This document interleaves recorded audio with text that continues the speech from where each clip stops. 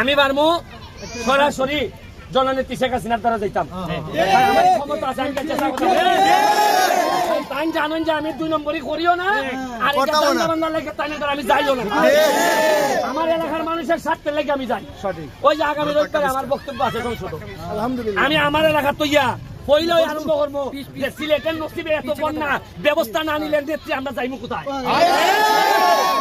ইটাকালে এখানে এক জাতের মাঠ, আর এখানে গিয়া 100 কিলো হইল নসিবে আমার বারবার খালি সিলেটের দিকে নিয়ে আয়। আলহামদুলিল্লাহ 22 সালে বন্যার সময় আইয়া ফজলুল ইসলাম 1 মাস প্রায় 160টা বাড়ি বানাই দিছি মানুষের টাকা দিয়ে আইনা। সুনামগঞ্জ সিলেট এই 2 জেলার 160টা বাড়ি বানাই দিছি। আমি ভাবছিলাম যে দেখেন 2 নাইট করলে এটার যে ফল পাওয়া যায়, করছিলাম সিলেট সুনামগঞ্জের মানুষের লাগিয়া, আর সুযোগ পাইছে ওই লেগে আমার এলাকার মানুষ এমন ভোট দেওয়া দিছে যে বিমানমন্ত্রীরে ফেল করাই আমি এমপি গেছি। 1 লাখ ভোট বেশি দিয়া দিছে না আমারে, মানে যারা লেগে করছিলাম এরা আমারে ভোট দিবার সুযোগ পাইছে না, কারণ এরা তো সিলেট সুনামগঞ্জ। এরা আমারে দোয়া দিছে, এমনই দোয়া দিছে যে আমার এলাকার লোকে বেটা বেটি এমন ভাবে সিল মারছে না আমি 1 লাখ ভোটে পাস। এবার আবার নসিবে লই আইছে আজকে সারাদিন সাতক সিলেট বিভিন্ন জায়গা যেখানে ফান্নে ডুবে গেছি গা, মানুষের ত্রাণ দিয়া গেছি। এখন কেড়ে দিছি মানুষে মনে করবো যে তাই মনে এই এমপি মানে আমরা বুঝে লিছি, কারণ এখন আমার এলাকা তো ভাঙছে 3 ইউনিয়ন পানির তলে। তা আমি এরারে একদিন দেই আর একদিন সিলেট সুনামগঞ্জ দেই, নাইলে মানুষে যদি কয় যে দেখো আমরা দোয়ায় তাই এমপি হয়েছে নই অঙ্কার দেখা যায়, তাই দেখা যায় না বেটা অঙ্কার 5 ব্যবহার হয়ে গেছি গা অঙ্কার মাত্র যাতে ছোট ফুলা ভান যাতে কথা কইতো না পারে লেখিয়া আমি তাড়াতাড়ি নামে আইছি। তবে এখন তোমরা আজকে এখন নাম দেখা খেলতেছো ক্রিকেট ফুটবল, আমি এ ডাক দিছে আমার দেখলে তো ইটা দেখলে আমি নেমে যাই গা। এখনো আমি সকালবেলা উঠিয়া ঘুম থেকে উঠিয়া আমার আবার মনে হরণ লাগে যে আরে আমি তো এমপি রে, মানে আমার মনে হয় যে আমার যেমন তার ভাই যখন স্বপ্ন দেখতে উঠছি না তা আছে না, আজকাল স্বপ্ন দেখা যায় রাজা উজির হয়ে গেছি। এরপরে ভাবে ওট ওট খানো দেখে আমার মনে হয় যে অত বড় জায়গার এমপি আমি কেমনে হইলাম। কিন্তু একটা জিনিস আমার মধ্যে আছে, এমপি হইবার পর মাত্র 5 মাসে আমার নামে বরাদ্দ হইছে নগদ টাকা না, কিন্তু বরাদ্দ হইছে রাস্তাঘাট বানাইবার লেগে 25 কোটি। কত? আর এমনি চাউল গম ইত্যাদি বিভিন্ন কিছু দিবার লেগে আরো 5 কোটি। কত? 30 কোটি। আমার এলাকার মানুষে আমি পাই করে হিসাব দিতেছি তোমার টাকা তুমি বুঝা নেও। এই কথা কোনে আমি যে হিসাব দেই ওই অনেক এমপি তার মাথা নষ্ট। এরা কয় ফুলাটা ফাতলা ফুলা এটা খেরে খুইলা এটা বেলা নিয়ম বেলেগ সরকারে পয়সা তোমারে দিলে পরে জনগণে দিবা লেগে যেটা দিব এটা বেলে ফকটের ভিতরে আনানি আর এরপরে লুকাই রাখন আর মারতে গেলে বখন তুই এমপির সাথে কথা কস, আর এমপির সাথে তো মাশাআল্লাহ আরো চাইলে বাসলা মস্তান থাকে মানে মস্তান তেলে খিলা যাইতো গিয়া হইতো যে ভাই সাহেব আমার ভাই আমার বাত নাই। আমি চেষ্টা করে যাইতেছি এমন একটা উদাহরণ তৈরি করতাম যাতে পরবর্তী যারা নেতা হইবা তারা টার ভাইয়া যাইবা যে কত দানে কত চা। আমি এখন মানুষের হইয়া দিলাইতেছি কয় না যে গড়ের কথা পরে জানলো কেমনে, ওই আপনারা কইবা ওই ব্যারিস্টার সুমন যেমনে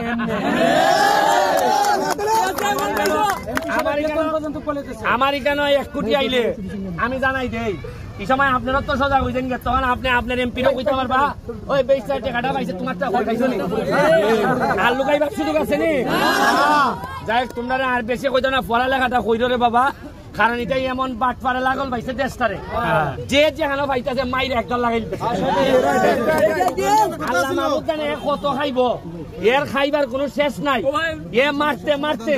500 কোটি হইলো এর হয় না, এখন আরো 100 কোটি লাগবে। অথচ 40 বছর বয়সের বড় কোলেস্টেরল শ্বাসকষ্ট কত জাতের ডায়াবেটিস রোগী থাকে ডাক্তারে হইয়া দেয় যে গরুর মাংস খাইতে আর চায় না, কিন্তু টেহা বানাই লিছে তো 200 কোটি।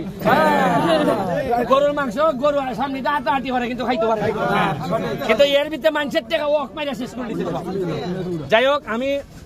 আমার হাসান হাবিবের বাড়ি কেন সে আমার বন্যার সময় খুব হেল্প করছে, তোমরা যে 4টা টিম আছে কেন আজকে 4টা টিম না কেন আমি আইলাম মেহমান 1 কেজি করে মিষ্টি আনলো তো 4 কেজি আমি 2000 টাকা করে দিয়ে যাইতেছি 8000 টাকা তোমরা কষ্ট করে এটা দিয়ে একটু দোয়া করবা যাতে বাকি জীবন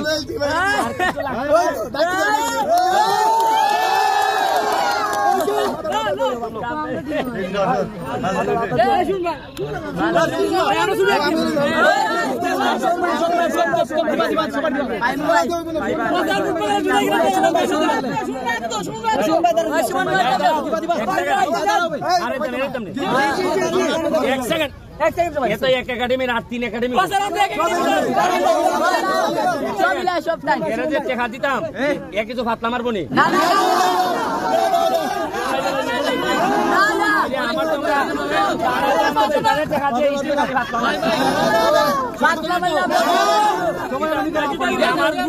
আমার বড় কষ্টের ব্যারিস্টারের টাকা এটাও এমপির টাকা না কিন্তু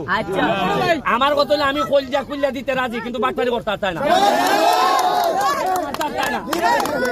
আমার এলাকার তোমরা দাওয়াত দিয়ে গেলাম মাধবপুর সোনার ঘাট এমন ভাবে টাইট দিছি বাটপাড়া করতে এমন হইতে পারে আমার এলাকা চাই হাইটারে দিলাম কারণ আমি কয়নানি আকাশ বাতাস সব জায়গায় টাইট মারছি কারণ মনে রাখবেন এমপি যদি নিজে পয়সা না খায় কোনো হালার ক্ষমতা নাই টাকা খাইবা আমি শক্ত হয়ে গেলি পরে কের প্রশাসন আর কের নেতা আমি কইছি যে টাকা খাইবা তাহলে রাজনীতি খান চাইলে দাও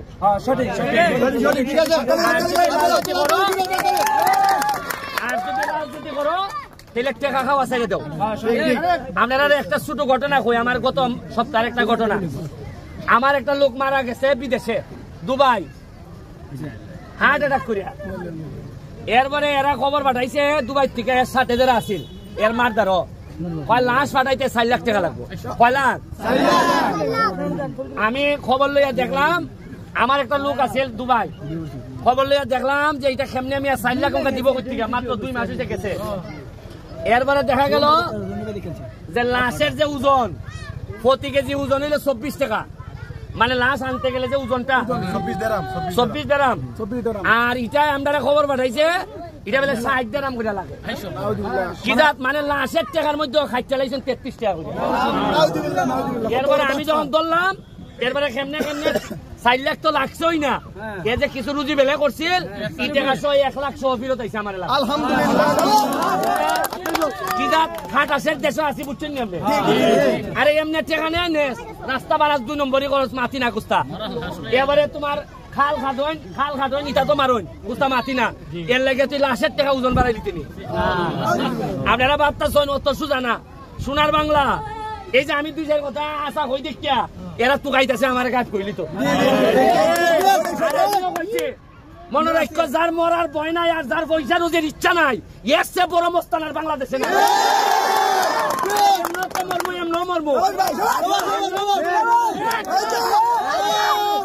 একটা জিনিস কইয়া যায়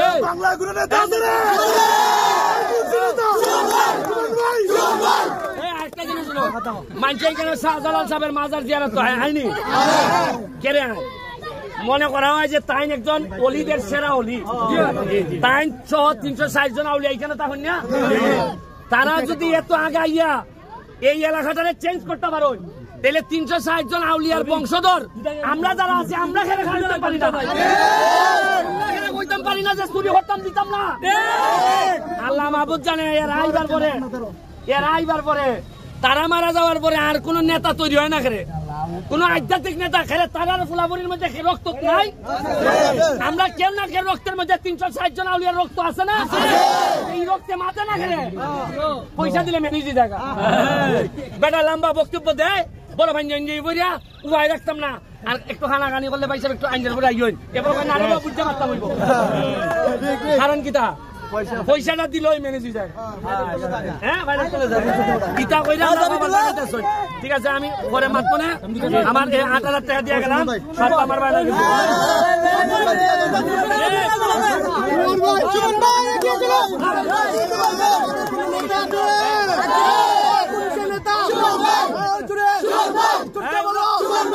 আরে তোমরা তো ইটাই খাইছে 8,000 দিলে তোমরা বাই বাই মিছিল আরম্ভ হইতো তোমরা বুঝতে পারো না আমি ইজাত বাইওয়ালা নেতা না যে মিছিল দিলে আমি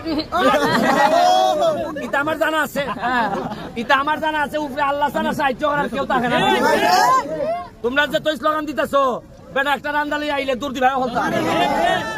আমি জানি আমি বহুত রান্নার সামনে থেকে আইছি মনে রাখতো বিপদ বললে তোমার কর্ম আর একমাত্র আল্লাহ ছাড়া বাঁচাইবার কেউ থাকে না তোমরা যেটা কই এটাও ন এটা হইলে একটু পড়াশোনাটা করো আর নিজের সক্ষমতার উপরে বিশ্বাস রাখো আমি আমার একটা গরিব ফ্যামিলি থেকে উঠিয়া সারা দেশের খাবন্ধ লাইলিছি সব বাটপারো করতে পারো আমি বুঝি যে ইমানি শক্তি স্ট্রং থাকলে এটা মহারথীও আমার সামনে কুস্তা আর এই মাঠের কথা কইছো মাঠে আমি জানি না এখানে এমপি খেটা বা মেয়রের আন্ডারে আচ্ছা দেখ তোমরা যে ধরনের সহযোগিতা লাগে আমি তো এটার নেতা না মেয়র সাহেব যদি যে কোনো ধরনের কিছু কাজ করতে চাই আমার যদি সহযোগিতা লাগে এখন আমি খিতা ভার্ম করতাম আমি ভার্ম সরাসরি জননেত্রী শেখ হাসিনার দ্বারা যেতাম আমার ক্ষমতা আছে আমি জানেন যে আমি 2 নম্বরই করিও না আর আমি যাইও না আমার এলাকার মানুষের স্বার্থের লেগে আমি যাই ওই যে আগামী রবিবারে আমার বক্তব্য আছে সংসদ আমি আমার এলাকা তৈয়া পইলেও আরম্ভ করবো যে সিলেটের নসিবে এত বন্যা ব্যবস্থা না নিলে নেত্রী আমরা যাইমু কোথায় ইটাকালে এখানে এক জাতের মাঠ আর কেন কিয়া আর মারতাম না বেশি মারতে থাকতো না